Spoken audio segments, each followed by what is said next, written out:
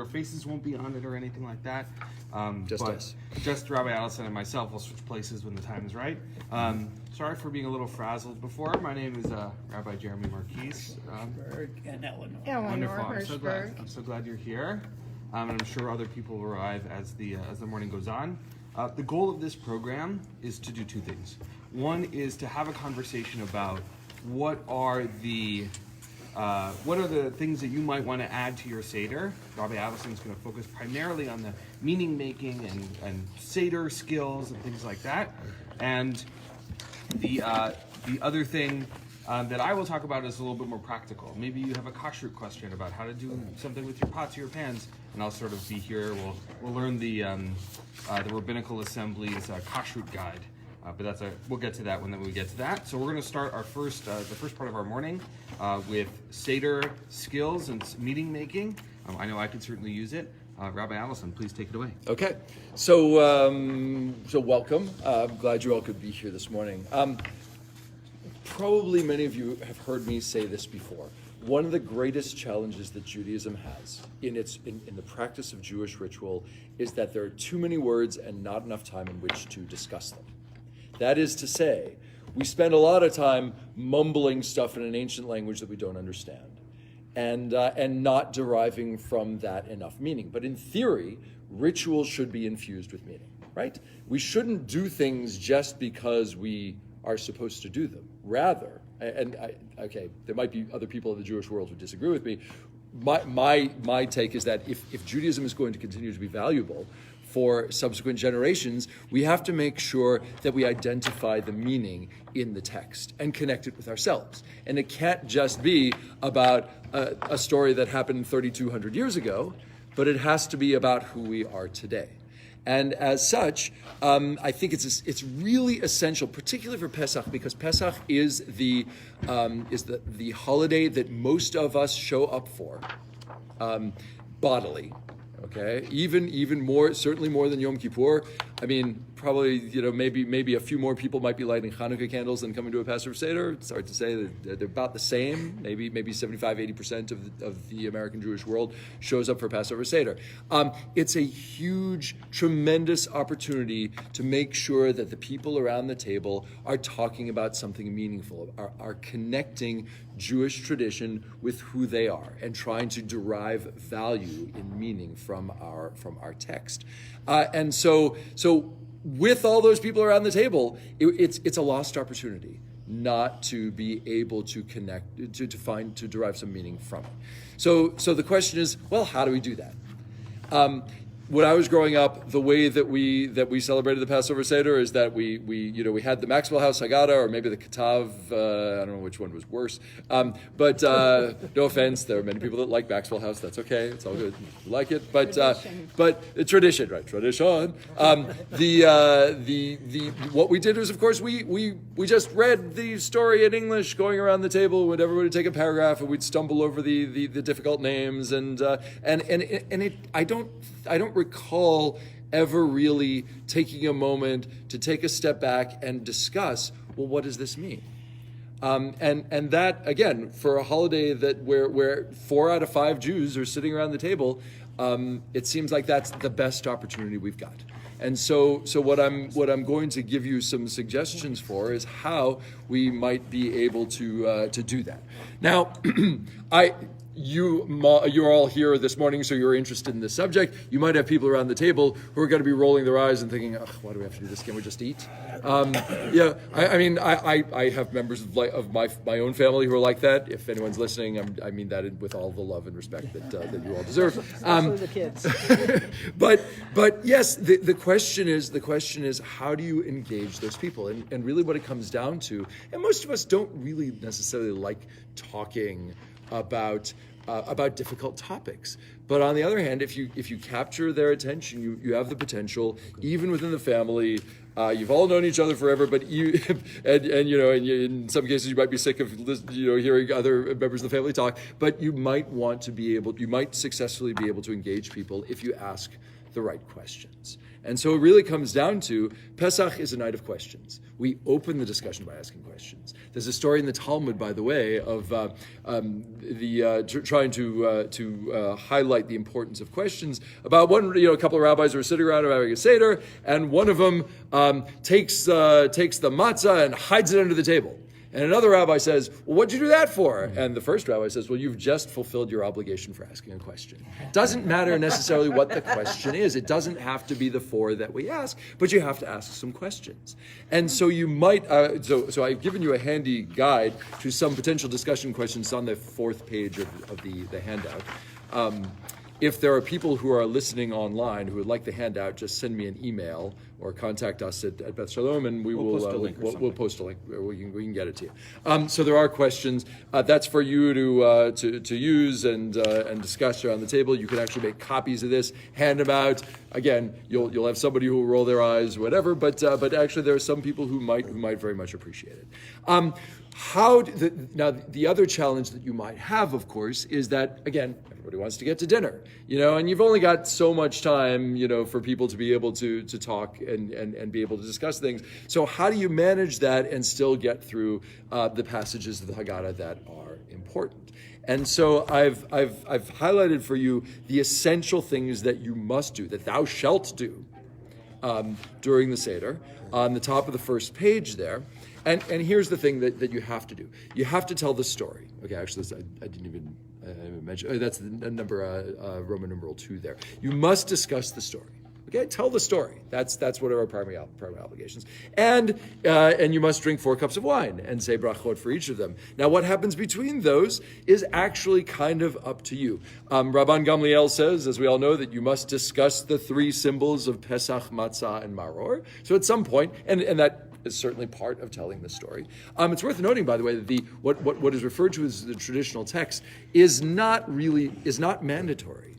They are traditional texts that have been used, and in fact, there are several retellings of the Passover story in here. You don't have to do all of them. You don't even have to do any of them as long as somebody tells the story around the table or discusses it or even acts it out. One of the tools that I'll give you is, this is actually for you. You can keep these. There are these Haggadot from, this is actually from a website called Jubilong, which I find really charming. It's aimed at people who are intimidated by this, but yet want to have a Jewish experience. And so one of the tools they give you in here, by the way, is a whole story, is a play that you could actually, with kids or even with adults, it'd be fun with adults, just as fun with adults, actually act this out, or at least read it around the table. It starts on page 16 in here. I've also given you, by the way, the website. If you want to download this yourself and make more copies, the website is on page 3 in the packet there. So just so you have that. And this is updated. They update this every year, so we'll talk more about it later. But anyway, so you have to discuss Pesach Matzah Maror. You have to tell the story. 4 cups of wine. You have to eat some matzah. I know, it's a real bummer. But you got to make the bracha al achilat matzah. You have to say that. And you have to, of course, have a festive meal. But no one's going to miss the meal, I'm sure. I mean, no one is going to forget that part. Let's put it that way. Because that would sort of be a major oversight. But other than that, it's really up to you. Now, granted, there are going to be some songs that everyone knows that you're going to sing. You're going to want to mention the plagues, but you don't have to do those things. If you need to, plan your time appropriately so you schedule in time for discussion, go ahead and do that. Again, we're 3 weeks out, so you've got time to do that. So one way that you can do that is by having people tell the story in their own words. Okay, and that will fulfill your obligation. Now, in order for people to tell the story, of course, they have to know the story. But you could also do a collective retelling. I mean, it'd be an interesting project to try to play it like sort of like the game of Ghost, or a variant would be like you tell the story by I say one word, the, and then Jim says Israelites, and then Rich says were, and then etc. You go on from there, and you could try telling the story that way. That'd be kind of fun, right? And the person who actually ends the sentence gets a letter or something, like an M, a mem for matzah. Anyway, so you make a game out of it. You could do that, and actually, and kids could play this as well. I mean, if they're second or third grade or older, it would be possible to tell the story that way. But don't get stuck in the book. Ask questions. What does it mean to be a slave? Does anyone know if they would have any Holocaust survivors still around the table? There are still a few among us. When my father-in-law, who was taken to Auschwitz at age 19 and basically worked as a slave, because he survived the war in a work camp in the Auschwitz network of camps, at one point we would turn to him and say, "What was it like to be a slave?" I mean, think of how powerful that is, because we have in our world still today people who actually were Jewish slaves. But we might want to ask the question: what does it mean to be a slave today? To what are we slaves? That's an easy question to ask. And we might ask, what or who is the Pharaoh in our lives? That would be a question that's worth asking. You can also let's take a look at a couple of passages that are most helpful to discuss. If it's helpful to rely on the text for discussion, take this copy of the Haggadah, and the one that I want to go to first is really I think probably the most valuable is on page 66. Page 66. So this is right after. So we have Rabban Gamliel Haya Omer Kol Shelo Amar Shlosha Dvarim Elu Pesach Lo Yatsa Yedei Chovato Ve'Elohen Pesach Matzah Maror. Rabban Gamliel would say, those who have not discussed these three things, Pesach, Matzah, and Maror, have not fulfilled their obligations. Okay, so they're on this page, and then you get to the bottom of the page. And it says, and the editors of this Haggadah, by the way, this is the Rabbinical Assembly Haggadah, Feast of Freedom, that I like this a lot. We use this for our congregational Seder here. They put this line in bold, Bechol dor vador chayav adam lirot et atzmo ki'ilu hu yatsa mimitzrayim. In every generation, each of us should personally feel, well, we'll talk about this in a minute, they translate it as feel, should see oneself. Each of us should see oneself as having personally come forth from Egypt. Okay? So why is that a valuable line? Somebody help me out here. Very personal freedom, what this means and what we've seen in our lives where there is oppression, and to see how that has been countered and to try to counter it. So the suggestion here is that we should we are obligated to see ourselves as having personally come forth from Egypt, and therefore connect this idea of going from slavery to freedom to ourselves, right? And on this night, that is exactly the task before us. Okay? Any other observations about this? Well, it's pretty clear in today's political environment that if people... You're jumping right into politics? All right. Because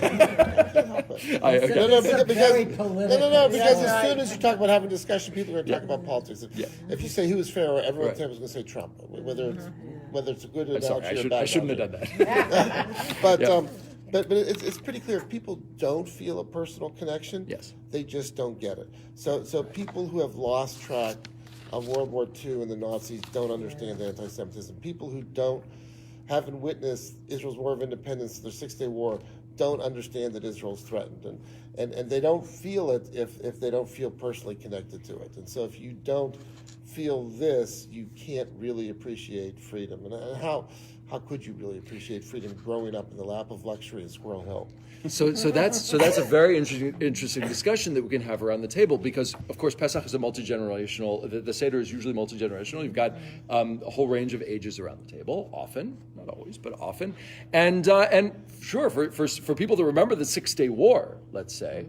They have a very different feeling about sort of the precariousness of Jewish life in diaspora, more so than and in Israel, of course, and more so than people that grew up in which the state of Israel was a fait accompli, which it is established, and so that might be an interesting discussion around the table. Yeah, Rich. Well, I don't get too much into politics, but Too late. I don't understand why we have to go back to the 6-day war, just read the Hamas charter today. And that's all you need to do, and to me, anyway. Okay, so Yeah. that's look. That Yeah. might be an interesting discussion. We'll To see. print that out. I'm not taking any stands anyway. But go ahead, Marshall. Do you want Well, to? Eleanor. Eleanor. Yeah. You don't just have to think about Jews in Israel. Right. I mean, go to the movies and see something about Rwanda, any other country. Also, Look I at make a point Venezuela. Yes, that true. this journey of freedom is both an internal and external. This Right. story seems external, what happened to our people. Great. That's But great. what do we individually, what do we get out of it? And it's a personal journey toward our own self-understanding, perhaps that we can then translate into the broader world. So it's great that you mentioned internal and external. I think it's also worth it to talk about, I like to refer to the implicit and the explicit, okay? So the explicit story is this. The implicit story is, of course, how we see ourselves in the story today. So this line particularly is about finding the implicit, right? I want to point out actually in this one that I printed out from Jubilong that you might want to point out or that you might, I gave you all a copy. On page 2 at the bottom, they have this great little bit called "The Elephant at Your Pesach Table," and I'll just read this out loud for the benefit of those who don't have the text in front of us. There's an elephant in the room. He'd like some attention, and frankly, he should get it. This elephant has been around as long as the Jewish people, but he is getting bolder and meaner. That elephant, of course, is anti-Semitism. There's the familiar white supremacy movement that pretty much hates everyone who doesn't look like them, the run-of-the-mill anti-Semites, and a relatively new form of hate directed at Israel, which crosses the line to anti-Semitism too often. Let's take a moment to acknowledge the elephant, but don't let him plunder the table. If we do, we'll never get to the 4 questions. They have a sort of their writing is always a little somewhat humorous.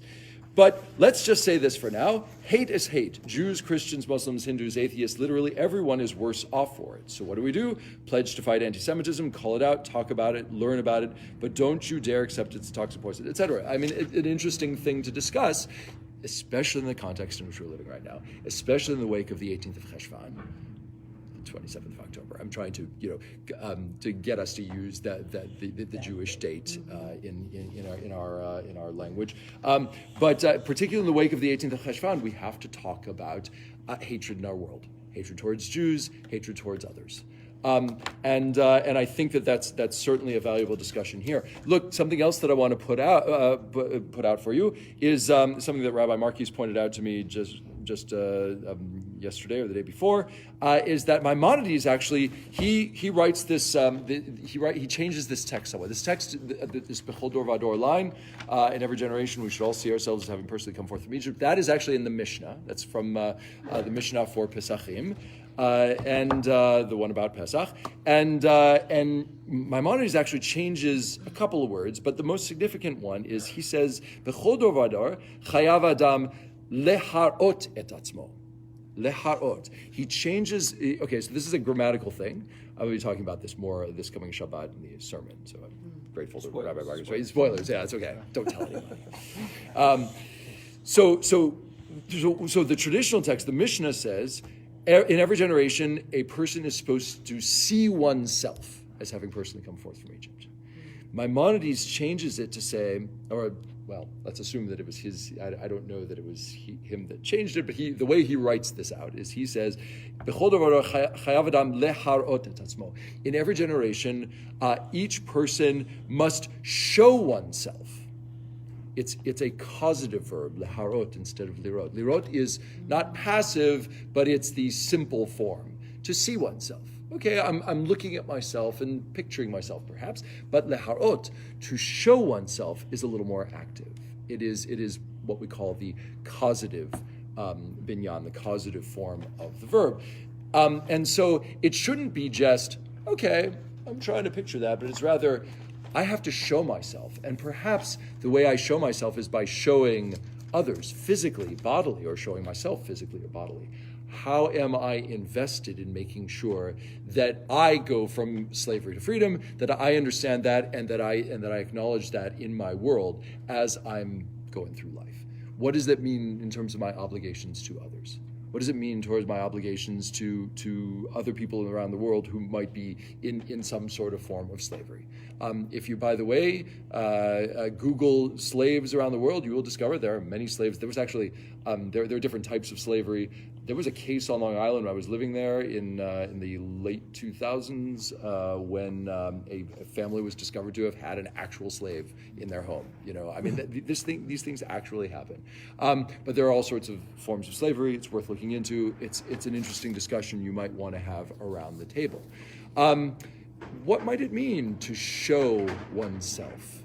What it means to be to show oneself that he or she has personally come forth from Egypt. What might that mean?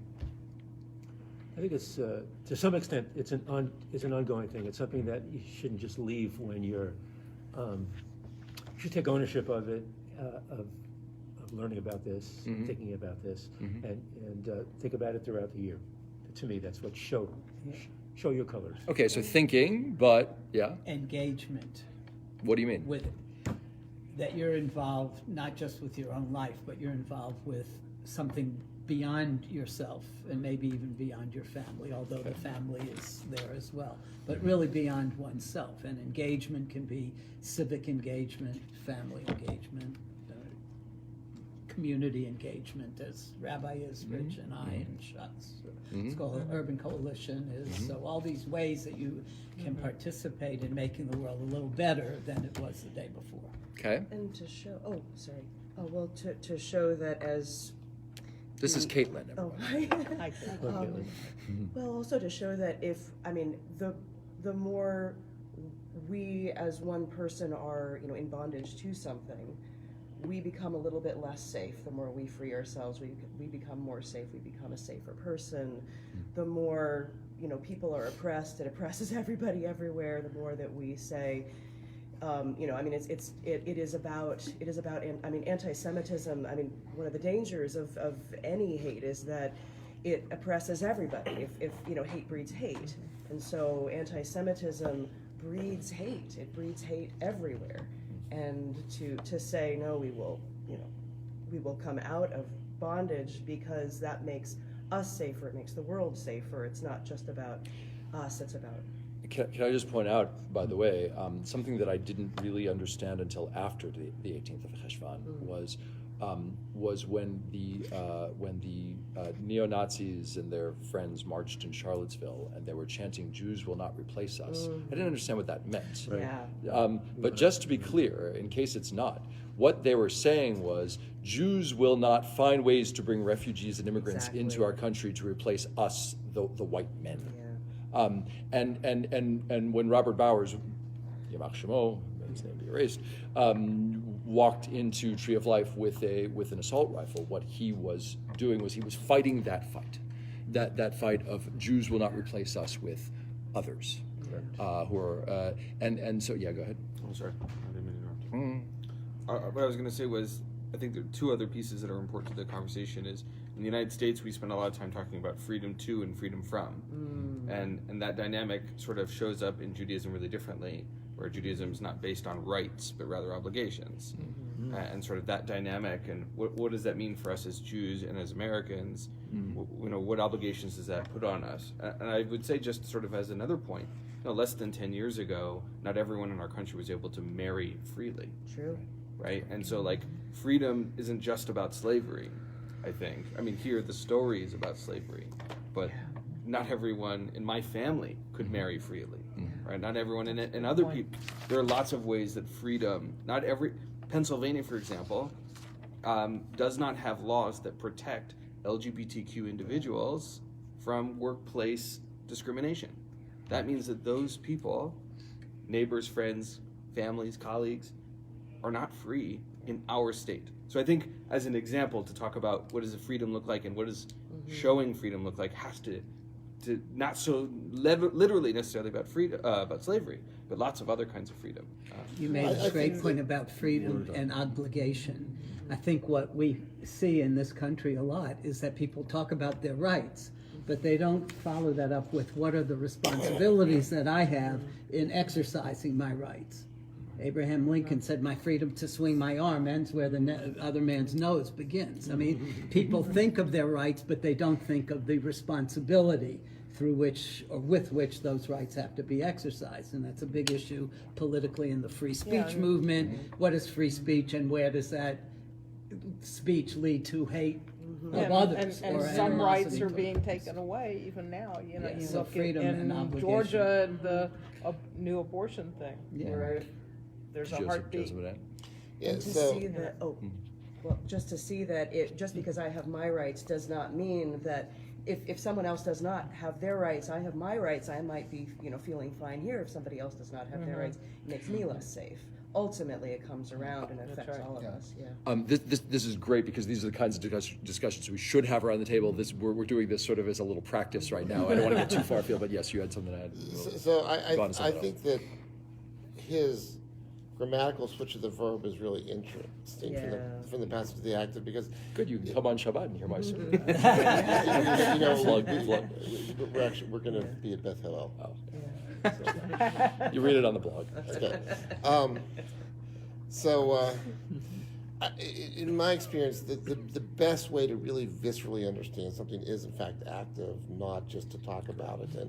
And you have to have a physical experience at the very least. Sometimes a good movie can kind of give you that illusion, although it's not as good as a real physical experience.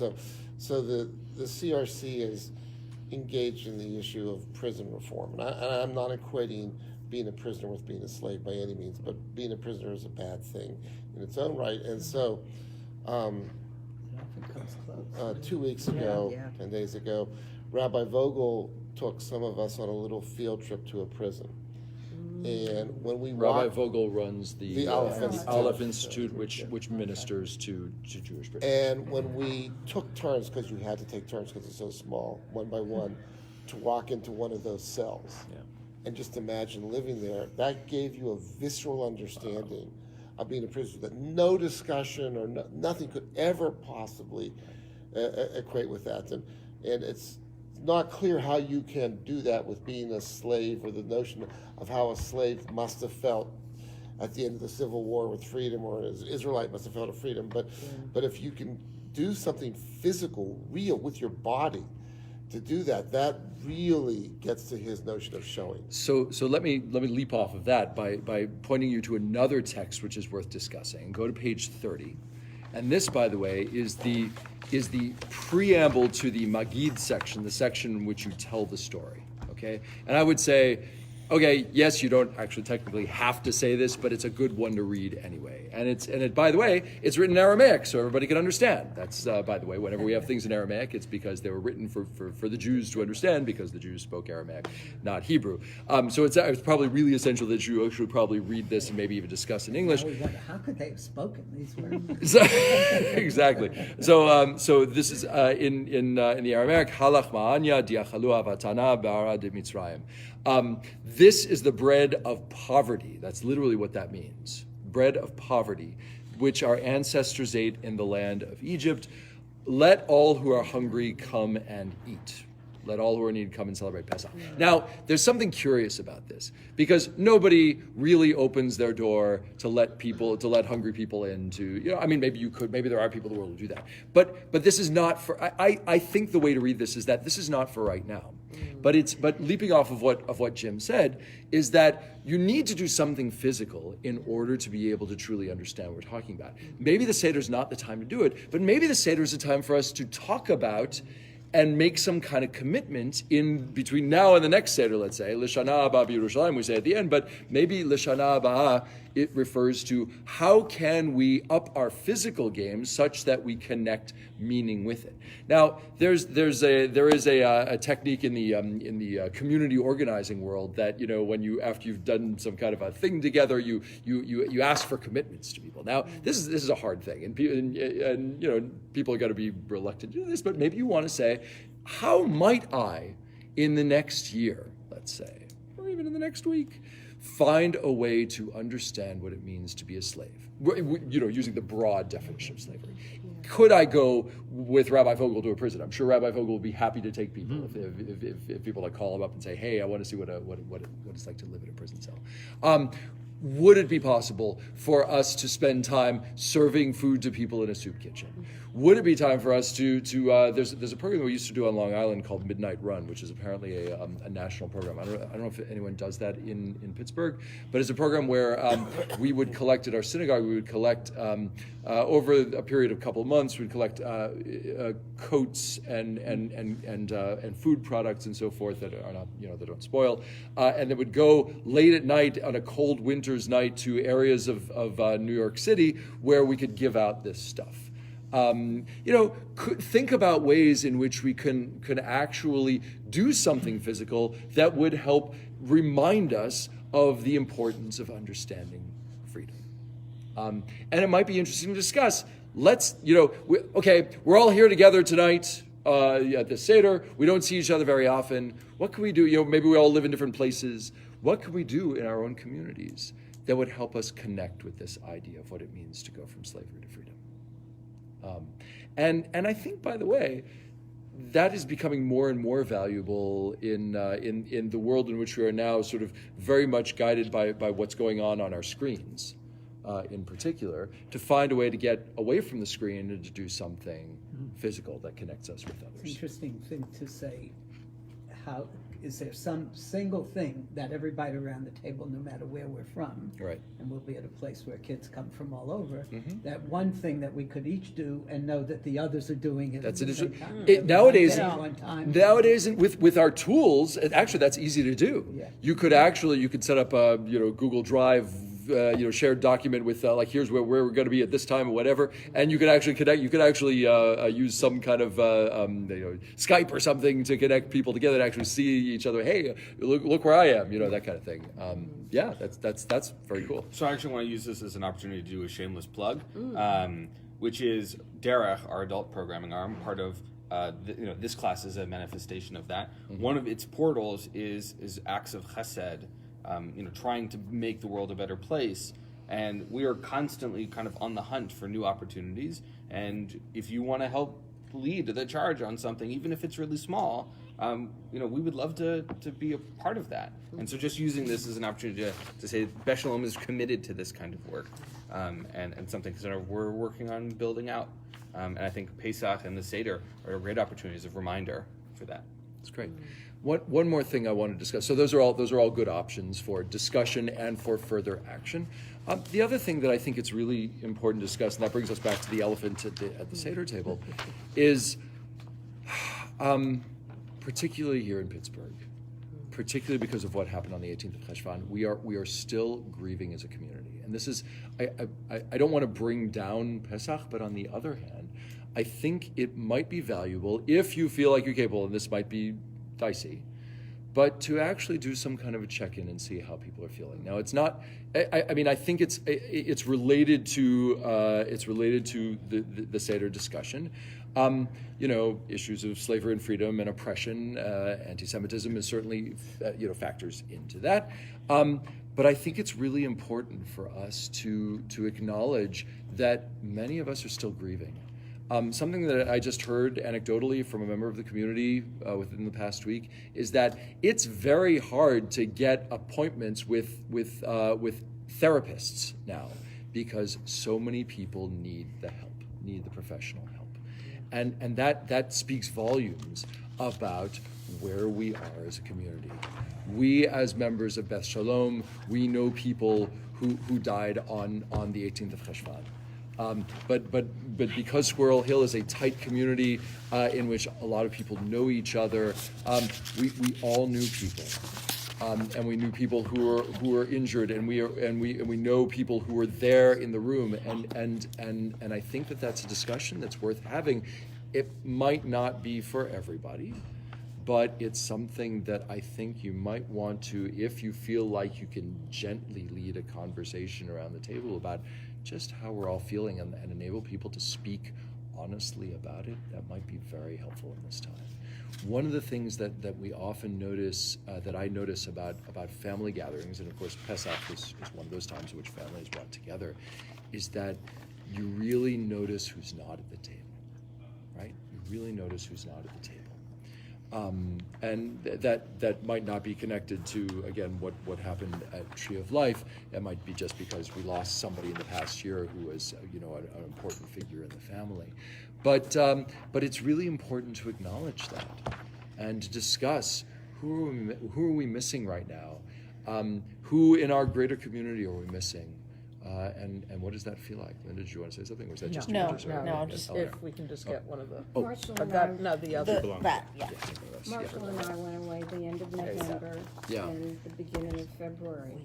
The end of November happened to be a Jewish gathering, but when anyone said, "Where are you from?" and they said, "Oh, Pittsburgh, oh, Squirrel Hill, how are things going?" Yeah. When we took a trip to Costa Rica in February, and it was not a Jewish group, nobody said anything, which really appalled me until one of the last days, a woman came to our room and said, "I haven't said anything to you before this." It was such a touching thing that she, how are you and how did it affect you? And I was surprised that she did that, but it was a very sensitive thing that she did and appreciated. Yeah. I just want to point out that JF and CS are still offering regular counseling sessions. They meet currently at the JCC. They have capacity right now, so even though there's certainly a shortage of therapists in the city to find appointments, JF and CS is offering counseling still right now. Maybe not this exact moment, but still, and they do have availability. Yeah. So I think it's a good opportunity to remind people that option is still available I've got one. for people. I mean, I think probably the major challenge to having this kind of discussion around the table is that no one really likes to let down, to acknowledge their own vulnerability at family gatherings. It's just not a lot of fun. But really, I mean, I think it's also, as this Sagata mentions, it's the elephant in the room, the elephant at the Seder table.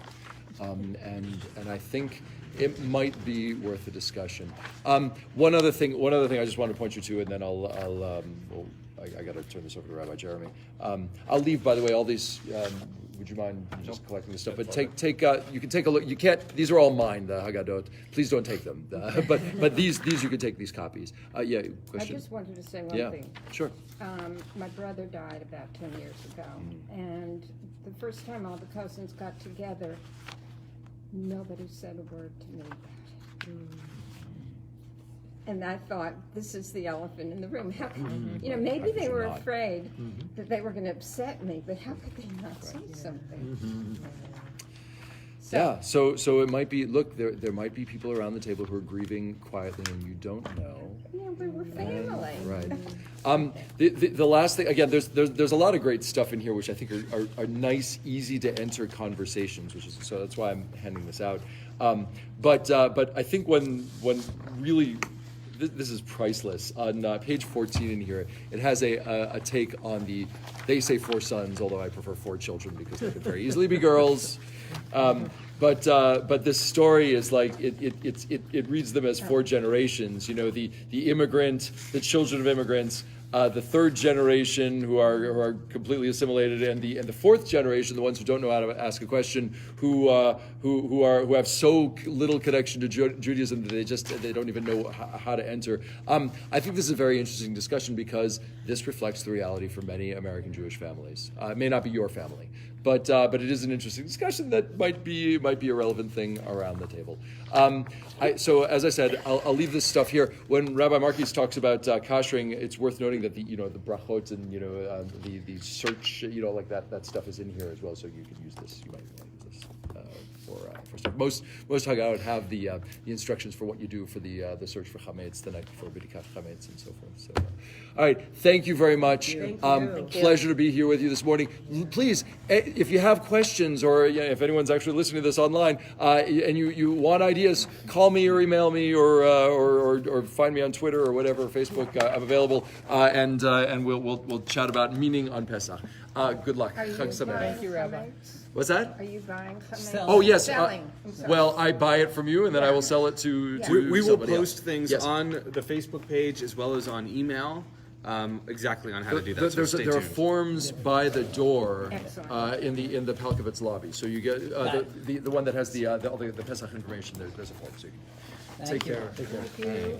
Are they doing Awesome. another session or? Yeah, we're doing both right after one another. So I'm going to step in for him. Okay, okay, because yeah. I thought they were doing both at the same time. Yeah, we were, but we ended up deciding to switch it. I'm sorry. Okay, that's okay. But it's all recorded, so you can watch it later. Okay, great.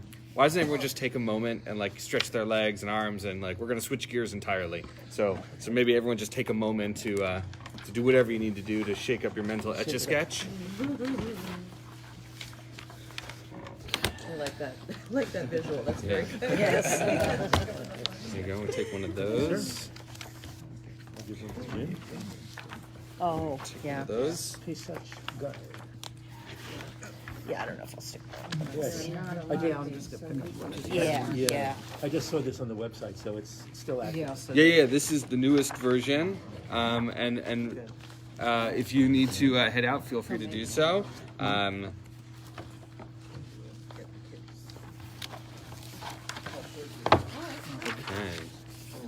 Okay. Have a good day, guys. By Newman's. That was easy. Just one word suffices. Nice meeting you all. Good meeting you. I'm sorry for any confusion that we offered. So I apologize. All right, so we're gonna switch gears, and we're gonna talk a little bit about the koshering process. So let me just preface this by saying the following: I am not gonna tell you my job is not to make you a Jew that looks exactly like me. I'm not going to your house to check your cupboards. That's not the purpose of this. The purpose of this is to understand the principles at play around koshering such that if you decide to use them, they are available to you. If you have specific questions, I'm happy to answer them. And so this is sort of interactive in that regard. So I'm mostly going to talk about the principles of koshering and how which things that you can kosher and which things you can't and how to do that. And then we can sort of get into, well, I have this unique case and I haven't used it for this and things like that. Happy to do that. And then we'll talk a little bit about the food portion at the end. But mostly we're talking about dishes. Any questions about what I've said so far? So you're not the kidney police? I am not the Kitneo police. No, not at all. I'm not police of any kind. Cool? Awesome. So turn in your packets. This is the Rabbinical Assembly, the Conservative Movement's rabbinic organization, their guide on koshering for Passover. And we'll post a link for this online. So you can take this, and the first page or so is about sort of the framework of Passover, things like that. So I want you to turn to page 3 in your packet. Does everyone have one? There should be a stack of them. Here's another one if you need. I think you need one over here. So the basic principle for koshering is the following. If you look into the little bubble right in the first section here, it says kavol o kach polto. Does everyone see that? What that principle is, the idea is that the way a dish is used is the way you kosher it. So the rabbis had this idea that flavor, certain types of flavor, had a tangible quality, and they called that flavor ta'am, which is translated as flavor. That ta'am there are different categories. There's a meat flavor, there is a dairy flavor, there's sort of neutral, which is everything else, like vegetables and things like that, and then there is a chametz, a leavened flavor. Right? And so what we're doing on Passover is really no different than we would any time of the year. We are just removing that flavor. Everybody with me so far? No. Okay. What part? I'm not sure what we're talking about. the flavor part of it. I'm not sure what. Yeah. what So you let me start by saying halacha, Jewish law, is not science. We really want it to be in our modern world, but it isn't. And so even though we might say science says that doesn't work, that's not how halacha works. So we sort of have to hold them in parallel and recognize them for that. So there is a halachic concept, a rabbinic concept of this tangible thing called flavor. Whether or not it really exists, I can't tell you. But the rabbi said it existed, and since we're working a rabbinic system, we're going to kind of own that. The best example that I can give is, are you a coffee drinker? So if you have a mug, like a ceramic mug, and you use it for coffee all the time, you know how sometimes the inside gets a little brown, even if you clean it a lot? That's like Tom. That's the flavor. It's absorbed into the ceramic cup. Does that make sense? So that's the kind of thing we're talking about. It's probably a little bit more ethereal than that, but that's the sort of idea that we have in terms around flavor. So the rabbi said this, imagined that when I cook a chicken matzo ball soup in my metal pot, that chicken flavor is sort of absorbed into the metal of the pot itself, such that if I cook with it the next day or the next morning or that evening, that meat flavor might then come out of the metal into the food. Everybody with me? That's what it means to have a metal pot, is that it's absorbed this flavor such that it might also release that flavor. Okay? Now, of course, there's a whole question, well, if I don't use it for a certain amount of time, then actually it can't give up. There's all of that, so we won't get there yet. So the basic premise of this is the way I use it is the way I would then expunge that flavor from it. So if I make a soup in my metal pot, and the principle is the way I use it is the way I remove it, how might I remove that flavor from my soup pot? Not a rhetorical question. What do we think? Boil water in the pot. We boil water in the pot. I boil water to make soup. I boil water to get out the flavor. Exactly right. If I put something in the oven, the best way to remove that flavor halachically would then to be put it back in the oven. Exactly right. Now, of course, it's not exactly that way. So I don't normally use my fork and knife in the pot, but I still boil it. That's because there are a number of different ways to do koshering. So if you look in that little box right here at the top, you'll see the next Hebrew word. The first one was kvol-o, kach-polto, the principle of absorbing and removing. The next one is hagalah, and that is boiling. If we were to sort of rank different levels of koshering, of this methodology, hagalah would be the sort of basic lowest level. That is the boiling of hot water, of boiling, rolling boil. Does that make sense? The next level is, he went upstairs or left, I'm not sure. The next one, if you look here, is libun. That's the last one. And that's the hot. There are different kinds of libun gamur, like the super hot blowtorch heating. And then there's libun kal, the sort of next level down, which is sort of hot and white hot, but not necessarily blowtorch heavy. And that's basically all there is. Recognizing how different utensils are used, recognizing, okay, at what level might they be kosherable, and what things can't be, and that's it. It's really relatively simple in that regard.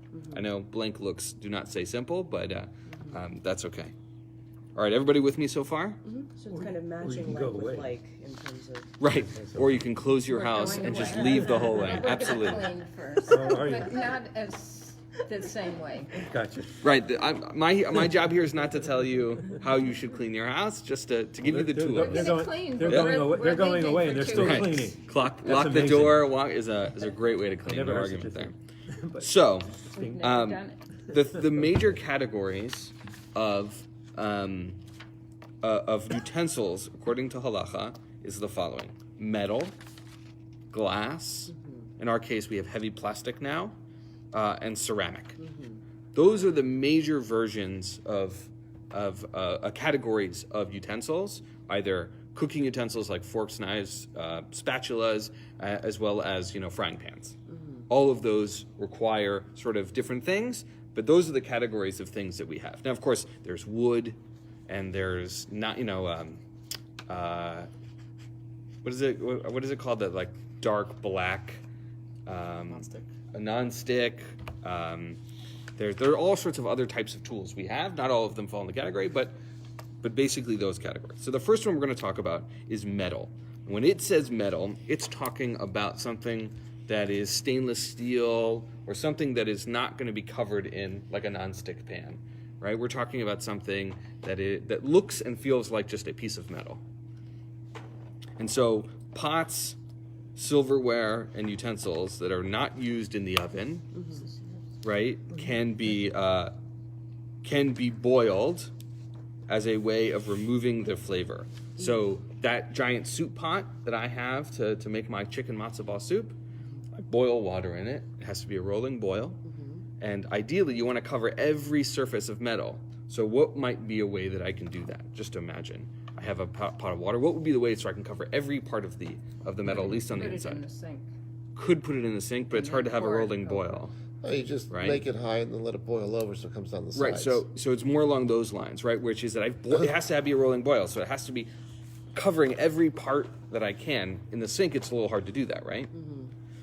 The next level sort of down from the being on the fire, right, boiling itself, is what's called irui, the pouring of hot water, which would be what you described. And there are things that fall into that category, right? So for those people who feel that they want to kosher their countertops, that would be the methodology for that, right? Because you can't put your countertop on the fire, as an example.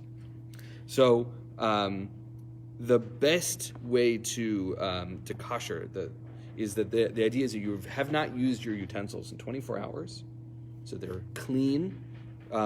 Sometimes if you have like a frying pan that has sort of the gunk, that's not food anymore, but sort of gunk around the edges, right? So the idea is that halakhically you want to have all of that clean, because all of that covers part of the surface, right? So if you imagine, if you've ever been to the mikvah, the idea is that you want to be fully covered, right? You take your feet off the ground, you don't touch anything, you open your mouth a little, just there's water all the way around you. This is sort of the same thing, right? So you don't want to have anything covering.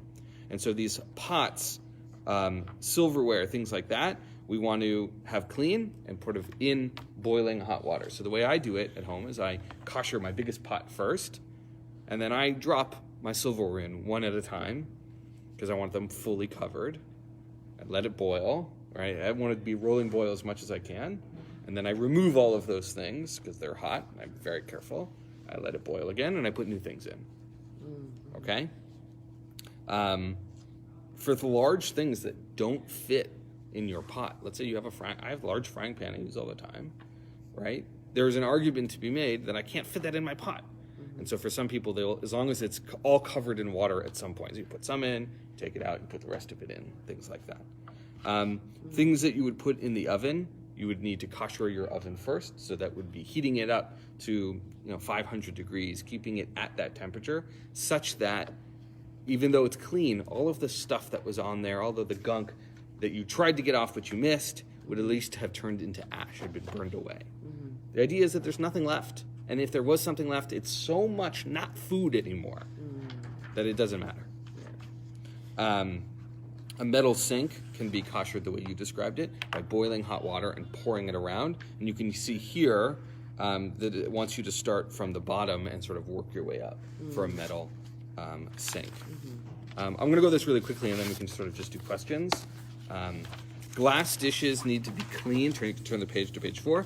The rabbis had this understanding that glass dishes did not have the ability to absorb flavor, and so really all they require is a cleaning. Here you can see that for those people who are interested, there is a sort of, if you wish to boil them, put them through boiling water, you can. But I don't believe, personally, I'll sort of talk the text and then me as a rabbi, I don't think that's necessary, but the text says that you might want to do that. If we were to hold our science mind for a moment, we would know that Pyrex is not really just glass. It's all sorts of other things also. And so there's a sort of a disagreement in the rabbinic community about, is that something you put in the oven and you do it that way? Or is it considered glass because it looks like glass and therefore doesn't need that? And I'm not going to tell you what you should do, but those are the two sort of options. Treat it like a metal pan that you put in the oven, because that's the way you use it, or to treat it like glass, and therefore it doesn't require that. But all of that needs sort of to be cleaned and scrubbed, so there's nothing left on it. There's a disagreement in the rabbinic community about heavy-duty plastics, right? So those things, you put the leftover food in kind of thing. As long as they are not stained, they have the ability to be koshered according to some positions. So, one that looks and is clean could be treated sort of like anything else and boiled. Ceramic cannot be koshered. So the rabbis basically said, if you were to kosher ceramic dishes, the way to do it would destroy the ceramic dishes. And as a result, people aren't going to do it. And so they said, you know what? It's just not on the table anymore, because it's not. People are not reasonably going to go and break their dishes. And then basically appliances, ovens and ranges, cleaning it very much, heating it up to a high temperature. Then it has sort of specificity about glass top electric ranges and induction stove tops and also microwave ovens. That's all in here. Dishwashers, stuff like that. So I guess the piece, I want to make sure this is the most useful for you in the we sort of, those are the big picture pieces. I want to make sure this is as useful and valuable to you. What are there questions that you have that we can sort of work through that? So about ceramic dishes. So we're in my house. We are in the process of koshering, and with ceramic dishes, would we just kind of put them away and just leave them out, or put them away and just leave them put away, and then just bring them out again, or what is the process of dealing with them? Yeah, so look, everyone's going to sort of navigate it differently. What we do in our house, I think is the best, because I want to just be wary of the halacha as monolithic as it isn't. Is we put it away and we just don't use it. We have a lot of glass dishes, so we sort of navigate it that way. Not everybody has Pesach dishes, and the rabbis lived in an economy of scarcity where they did not have lots and lots of extra resources. So I think so that's a nice option. The rabbis sort of have this recognition that once you use you're not using something for over a year, it sort of doesn't have this flavor anymore. Whether or not that's scientifically true or barely halachically true. So if you look in this section, it'll say that something that was put away clean and hasn't been used in over a year can basically, and has been thoroughly cleaned again for this year, can effectively be treated as neutral and not a problem. So for those people who have, let's say, china, right, and they're going to use it from year to year just for Pesach, that's considered just fine. So that's sort of so I feel like that answers your question. If you're not putting it away, just put a string around the handles or a sign on the door. Okay, right. Or combine things so that you have one cabinet available. Put everything in there and Exactly. just say, do not open it. Right. Basically, Drawers and we have a pantry that we do basically like that, which is, now of course that doesn't get into the selling of chametz, which we briefly mentioned, but basically blocking out, say 9 days we're not using this kind of thing. Keeping Pesach items, Exactly. Did you mention wood? Yeah. I did not mention wood in specific. Basically, wood is also not particularly kosherable because wood is so absorbent as a product, even though they are treated. And the major issue for the rabbis is if something has a scratch in it, that scratch really means that the integrity of the item, and wood products usually have scratches in them. So no wood. No wood, basically. Or so, like, if you have a wood cutting board, I wouldn't use it for Passover, as an example. Yeah. And so if you put all your dishes away, theoretically you don't have to do a lot of this. Although your stove and that kind of thing and your countertops need to be Right. So if you are a person, for example, who has a full set of Passover dishes and Passover silverware and other fleshig, milk, and all of the different things, you're probably in the clear. Yeah, absolutely. except for the various things that common don't. surface Right. stoves.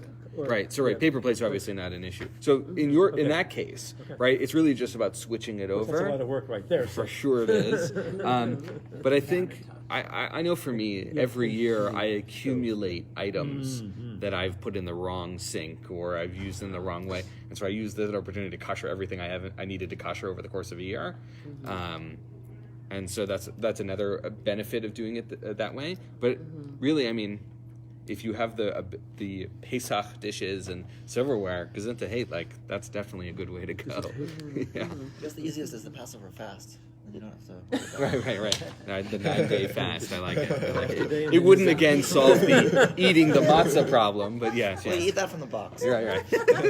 Some people who have a really big house or attic, and that's what they go Exactly. to for Pesach. I like it.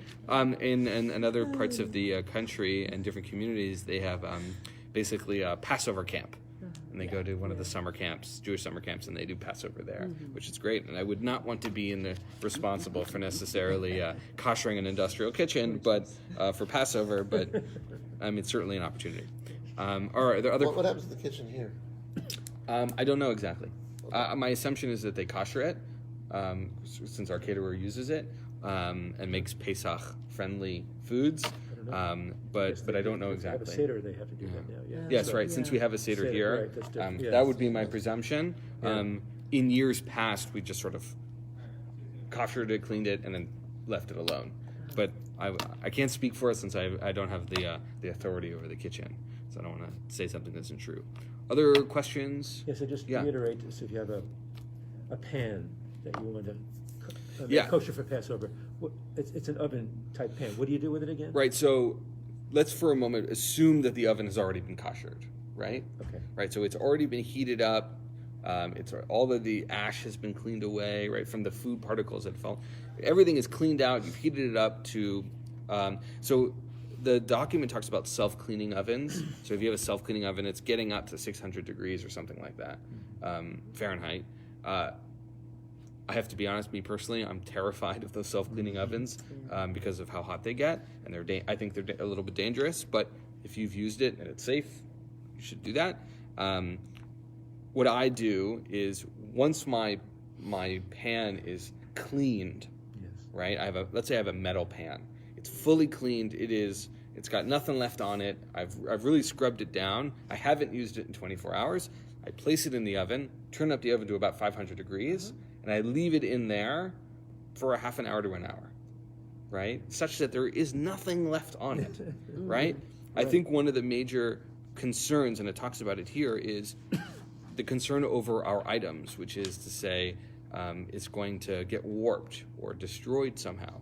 And so the rabbis have this sort of challenge, which is they want people to kind of go through the process, and they're nervous about people doing it halfway because they're worried for their stuff, which of course is an argument to have Pesach stuff and not Pesach stuff. But so that would be the basic thing. The items that I own, I have not encountered such an issue where they've been damaged. I have a lot of Pyrex, so that's sort of how I navigate that.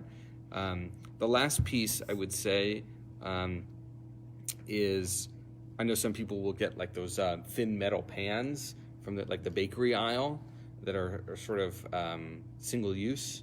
Or I always clean mine and use them again, but those for just a couple of days, that might be another way of if you're like, you know what, I'm concerned of damaging it. That might be an option. But once again, let me remind you, this is the same process that is true all throughout the year. If you were to kosher anything, this is the same process. It has nothing to do with Passover in specific, other than the fact that chametz, that sort of item made out of those 5 grains, are specifically is another flavor like meat or dairy or something like that. Other questions? Kidney do not have a flavor. Right, ketnio do not have a flavor. Do we want to talk about some of the food items? Would that be useful for people, as opposed to just the dishes? Sure. Yeah. I'm Okay. curious about your position on kidney actually. Yeah. So me personally, so let me just go through the sheet first, and then I will tell you my personal position. So if you turn the page to page 6, this guide sort of starts to talk about the food items.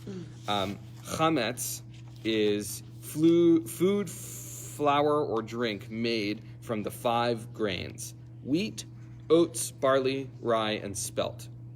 So things made of those 5 items that are not specifically for Passover are considered problematic.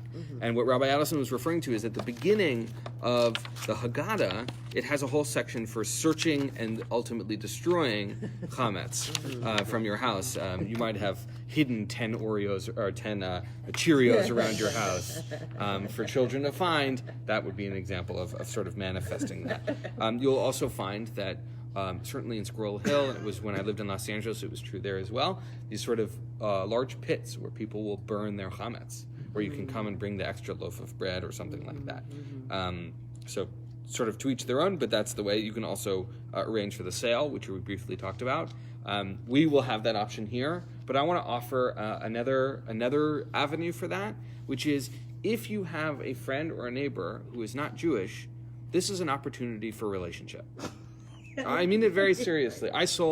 We sold our chametz to my wife's co-resident over Venmo, which is an online money trading app, because I'd much rather the relationship with my friend, my neighbor, who's not Jewish, give them a chance to get to know each other. I mean, we're friends already, than to sort of absolve ourselves from relationship. So I want to offer that the best case scenario is to sell your chametz to a friend who isn't Jewish, or something like that. That's my personal opinion, and I'll let you sort of navigate what you want. If you feel like that's not right for you, we will absolutely buy and sell your chametz for you. So this talks a little bit about that. Turn the page again. So things that are prohibited are anything made from those 5 grains. So here it has biscuits and cakes, coffees using derivatives, crackers, leavened bread, pasta, things like that. Basically anything made of those 5 grains that isn't specifically for Pesach. Now we get into the category of kitniot. Let's be clear about defining what exactly we mean by kitniot. Kitniot are foods like beans and corn, millet, rice, peas, soy, and other kinds of things like mustard, buckwheat, and sesame seeds. And the source for kitniot is that these were things that could have gotten mixed up with chametz, right? So if you imagine where this tradition comes from, you're having a bag of rice and a bag of beans and a bag of wheat all in your storeroom. Right. It's entirely likely that you're going to end up, those things are going to end up having a thing in the wrong place, because, you know, humans are humans and mistakes happen. And so this source sort of comes from that. And the concern that we would have our rice and there would be a wheat, grain in there as well. So that's where kitniot come from. The conservative movement has permitted Ashkenazim, people of Eastern European descent, to eat kitniot on Pesach, and you can see on page 7 2 links to Chuvot, rabbinic responsa, permitting Ashkenazim to eat kitniot. Now, for me personally, I cannot convince my mother that we should eat kitniot, and I believe in family tradition, so we do not eat kitniot in my home, and neither does my wife's family. However, kitniot is a stringency on the laws of kashrut. There's nothing inherently problematic about rice, beans, or anything like that, right? And so the way I navigate it is I won't eat any of those things mamash, like in their actual form. I won't eat corn on the cob, right? Although it's hard to imagine wheat being mixed in, but that's it, right? But but I will eat any of those derivatives because that would be a stringency. I would personally. And again, I'm not saying that's what you should do. I'm not saying that's what the halacha says. I'm saying this is what Jeremy Marquis as an individual does, because that would be a stringency upon a stringency, right? It's not the real thing, it's the derivative. And for me, that's 2 steps too far. So that's what I do in my home. That being said, I would, if I went to a friend's house and they eat kitniot and they served me rice, I would eat it. I would, because it's not prohibited. And that's their family tradition in their home, and I have kavod, I have respect for them, and I would eat it, because there's nothing halachically wrong with it. So that's sort of the way I navigate that. But I think it's totally reasonable for folks to eat kitniot. I'm on the situation. Does that answer your question? Sorry. Awesome. Here it talks about the sort of other categories of permitted foods that don't require a hechsher. Does everyone know what a hechsher is? All right, just for clarification anyway, a hechsher is a symbol that shows that it has been looked at by a mashgiach, someone who does kashrut supervision.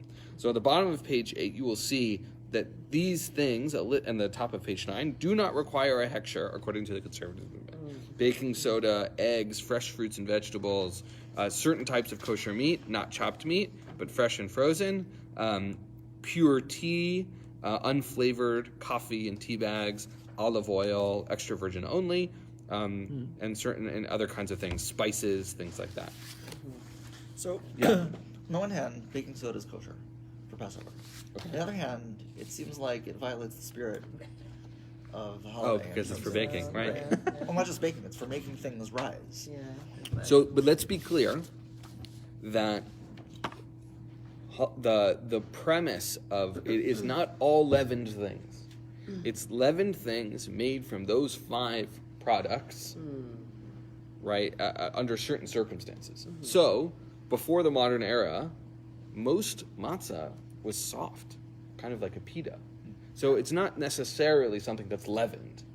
And so I think one of the challenges the Jewish community encounters is a desire to be extra stringent on Passover to a detriment. I'm not saying that. So I think if you can make a leavened thing that doesn't break the rules, and not everything falls in that category, right? So there are Passover cakes and stuff that rise. Right?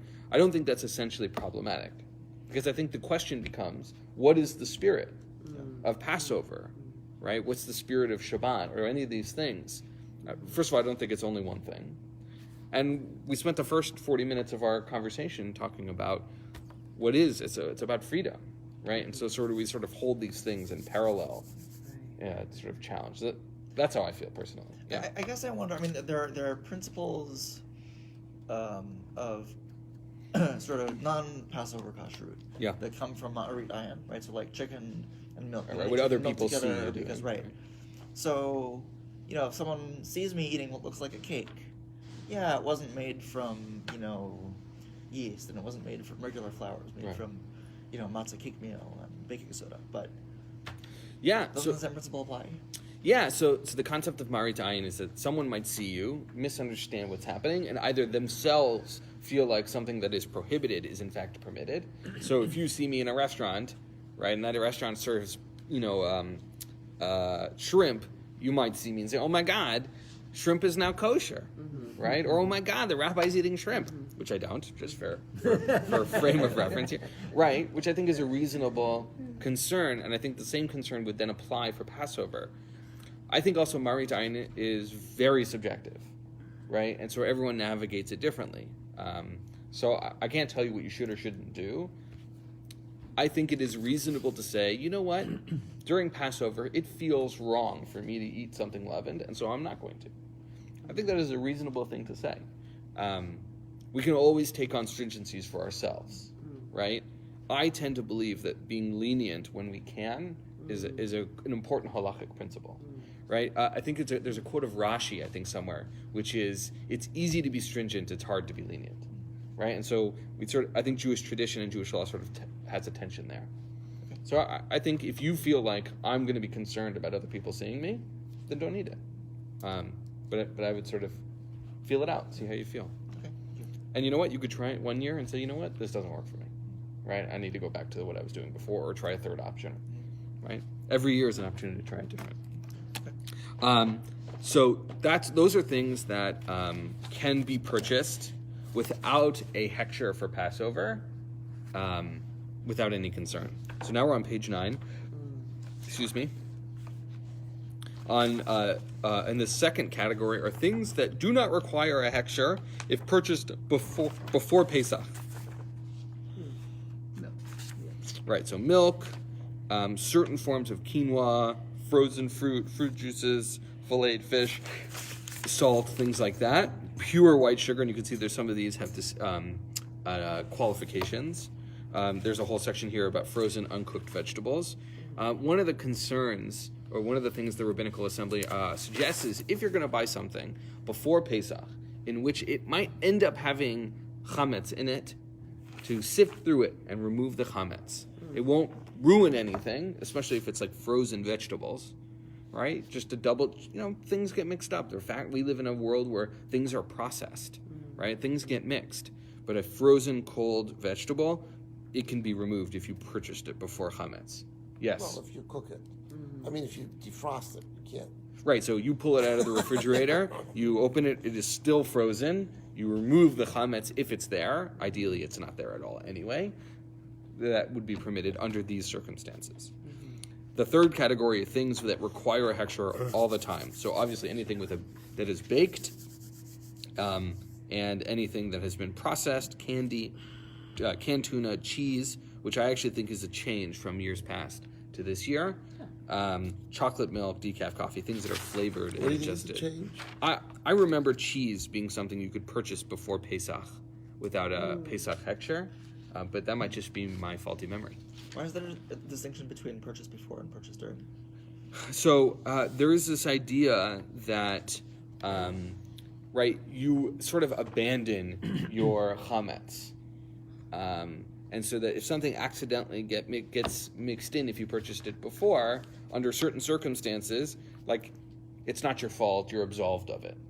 But certain things have chametz more integral to the process and are specifically, and so they need to be specifically marked, I think is the major distinction.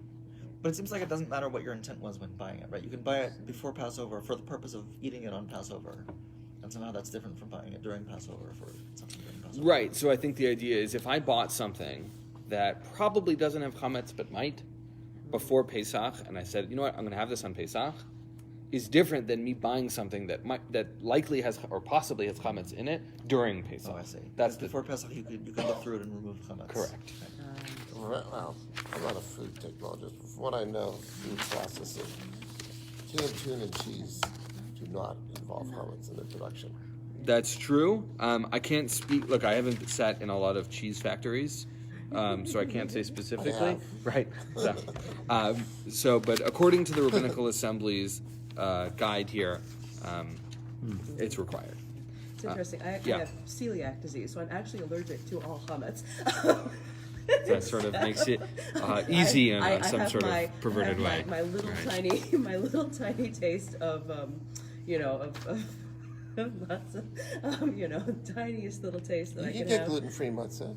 Well, you can, but that's actually a good question. Is gluten-free matzah, is that? No, it's 100% kosher. Is it? Okay. Totally. So let's be clear that not every gluten-free matzah, and there is some, that is kosher lePesach.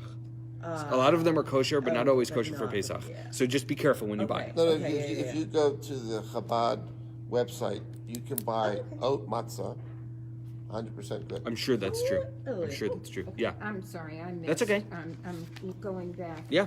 Pecans, but not walnuts? No hechsher required? So it says whole and half pecans as specific, but if you look at the next one, it says whole unground spices and nuts. Okay. Cool. Nuts. Thank you. Yeah. So you could purchase whole walnuts, but not In the halved. shell. Or whole. I think you can buy whole walnuts without the shell. Okay. Yeah.